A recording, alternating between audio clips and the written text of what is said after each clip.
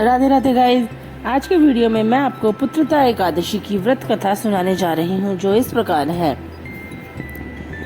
एक बार महाराज युधिष्ठिर ने भगवान श्री कृष्ण से पूछा कि श्रावण मास के शुक्ल पक्ष में आने वाली पुत्रदा एकादशी के विषय में आप हमें बताइए। तब भगवान श्री कृष्ण ने युधिष्ठिर जी को पुत्रदा एकादशी की व्रत कथा सुनाई, जो इस प्रकार है।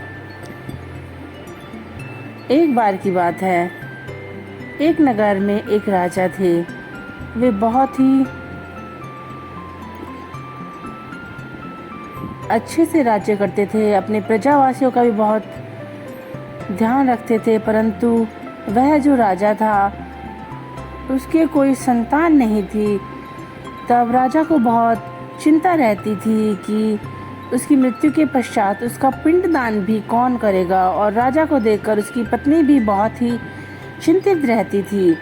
तब एक बार राजा ने इस चिंता से ग्रसित होकर अपने प्राण त्यागने का निश्चय किया, और राजा अपना प्राण त्यागने के लिए जंगल की ओर चले गए। परंतु वहां जाकर राजा का निर्णय बदल गया। परंतु राजा अत्यंत दुखी थे।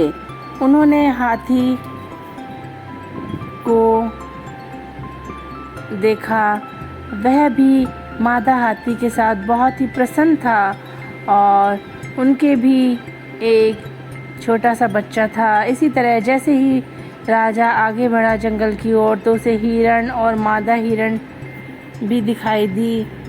तब राजा बहुत ही चिंतित हुआ, भूख प्यास से व्याकुल राजा चिंताग्रस्त था, और वह अपने घोड़े पर बैठकर चलता ही जा रहा था।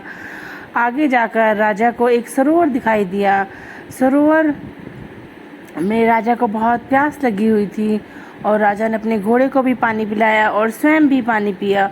और राजा को सरोवर के पास एक आश्रम दिखाई दिया, और राजा ने उस आश्रम में चले गए। वहाँ जाकर राजा को बहुत से मुनि महात्मा मिले।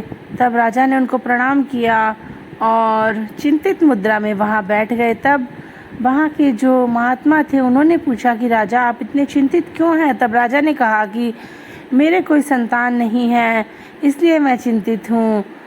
आप मुनिवर मुझे कोई ऐसा उपाय बताइए जिससे कि मुझे पुत्र की प्राप्ति हो। तब जो मुनिवर हैं, उन्होंने उन्हें बताया कि श्रावण मास के शुक्ल पक्ष में पुत्रदा एकादशी आती है। वह निसंतान व्यक्तियों को संतान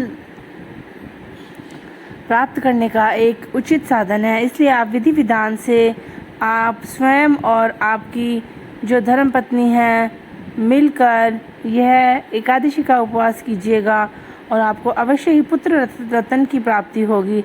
राजा वापस घर की ओर चला गया और उसने अपनी पत्नी को बताया, और दोनों राजा रानी ने मिलकर पुत्रदा एकादशी का व्रत किया, और द्वादशी वाले दिन विधि विधान से व्रत का पारण किया।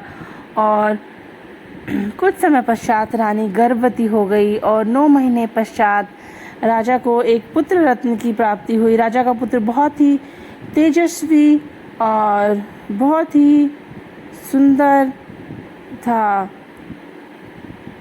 और तब राजा ने अपनी नगरी में भी सबको कहलवा दिया कि पुत्रदा एकादशी हर कोई किया करे, जिससे भगवान सब मनुष्य की सारी मनोकामनाएं पूर्ण करते हैं। पुत्रदा एकादशी पाप हरने वाली एकादशी होती है, मोक्ष की प्राप्ति भी प्राप्त होती है इससे, और हमारे जो संतान होती है उनके जीवन के समस्त कष्ट और दुखों का नाश भी पुत्रदा एकादशी को करने से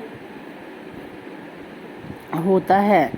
इसलिए हमें पुत्रदा एकादशी श्रावण मास में बड़े विधि विधान से करनी चाहिए, और कथा का श्रवण करना चाहिए। Thanks for watching. इसी तरह के वीडियो के लिए मेरे चैनल को लाइक, शेयर और सब्सक्राइब करें।